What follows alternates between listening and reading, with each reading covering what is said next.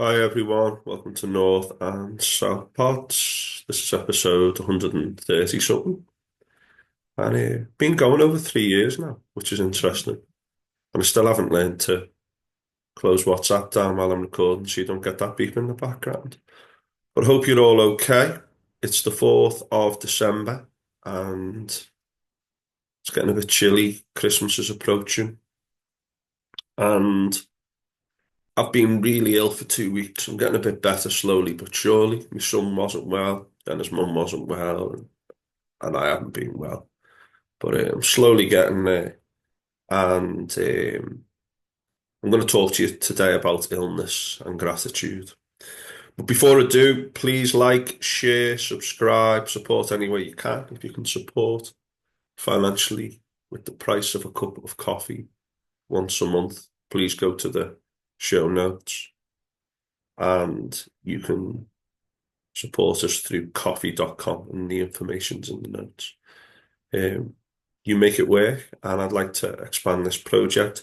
The charity side of things is going well. You can check out the charity side of things using the podcast notes as well. Follow the link if you want to check out the charity. There's a blog and some photographs on there as well if you're interested in more creative stuff. Don't forget, if you want to get involved in any way, supporting me and Louis. Louis's now on board. Feel free. We've now got 4 directors to the charity as well, so things are expanding and looking good.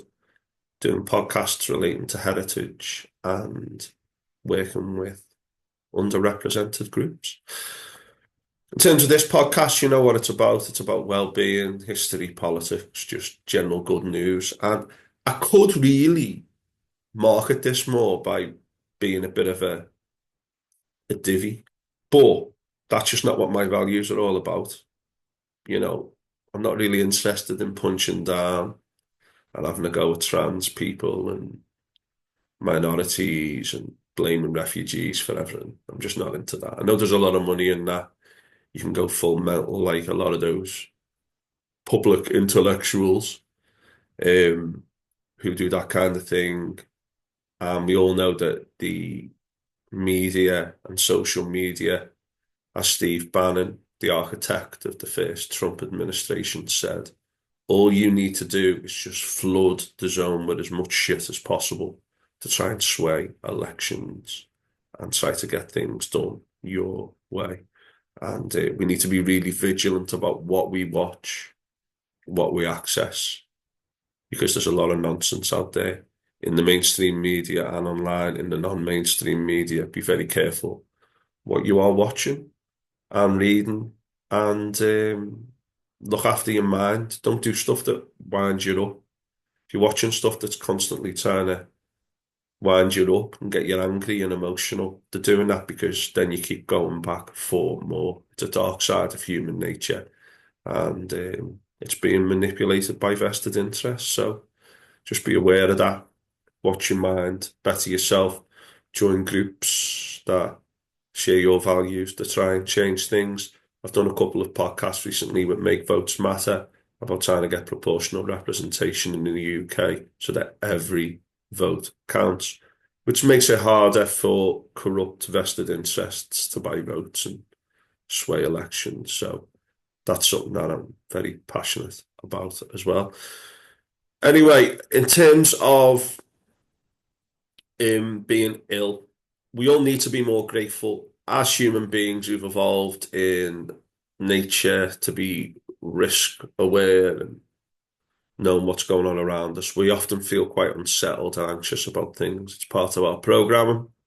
We don't have to accept that. We can try and change that and make it better to access our parasympathetic nervous system that calms us down.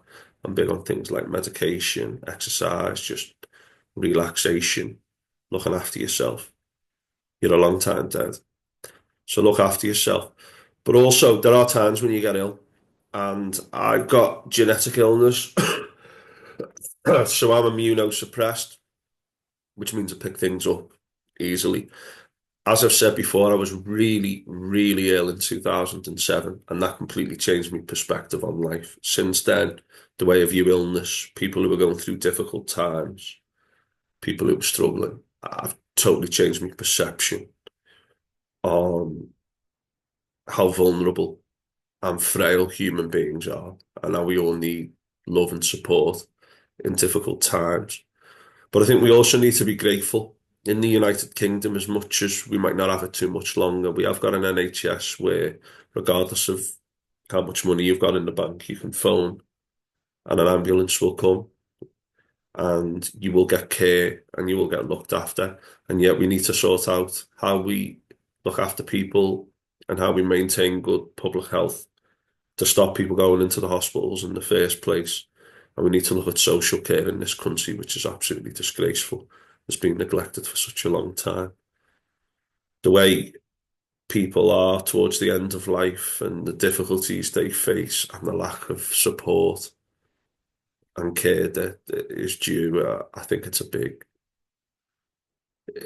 shadow over British society. I'm sure other societies and countries face the same kind of predicaments.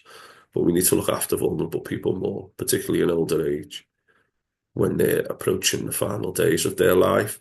But as Christmas approaches, I just want to say that, like, when you are ill, Joseph Goldstein, who's a Buddhist meditation expert, mindfulness expert, I've read one of his books, and he's on the Sam Harris Waking Up app a lot. But Joseph Goldstein says that when you're ill or going through a difficult time, there are lessons to be learned from that about being grateful, being appreciative, and also just now and again, just forget about your drive and what you should be doing and the feelings of judgment that you give to yourself. Sometimes if you're ill, you just need to look after yourself. You just need to get through the next 10 minutes and you need to rely on other people, your support structures to help you look after your children, help look after you, to keep you ticking over. And we need those support structures, those friends and family to help us when we face those difficult times, when people can't go to the supermarket or they're really ill or wherever. And that's where it's important that we work together because it takes a village to raise a child. And it also takes a village to look after us all. That's how we kind of evolved to look after each other. And to that extent, you need to keep fit, you need to keep healthy, do your side of things. But when you are ill, go easy on yourself.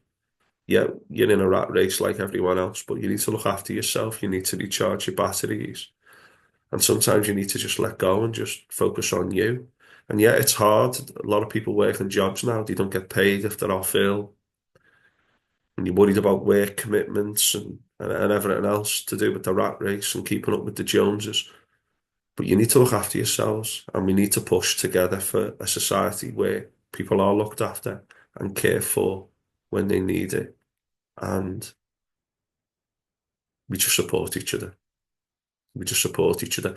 The cost of living in the UK, it's been tough the last few years. And we go into another Christmas where a lot of people are going to be feeling the pinch and feeling the pressures of Christmas. And again, the most important thing in your life is your health, your friends and family, the connections between them. And it's important that you don't let material things overshadow the importance of just being there for each other. That's how we evolved. That's what we're all about, caring for each other and looking after each other. So when you're sick, take it easy, watch films, do whatever you need to do to get through it. And then when you are no longer sick, or even when you are sick, try to be grateful for all those things that you've still got. So this week, I'm quite grateful. I'm like, wow, I can start to do things again now. And then you go, oh, I was taking that for granted. I was taking this for granted. And changing the mind so that we become more grateful. I think that's really, really important. And to go through life feeling happy and grateful for what you've got doesn't mean that you don't aim for things and you don't want things to change, but it means just being appreciative of everything that you've got in that particular moment, of living in the moment and being mindful and being happy and just feeling full of virtue and goodness because we make life far too complicated.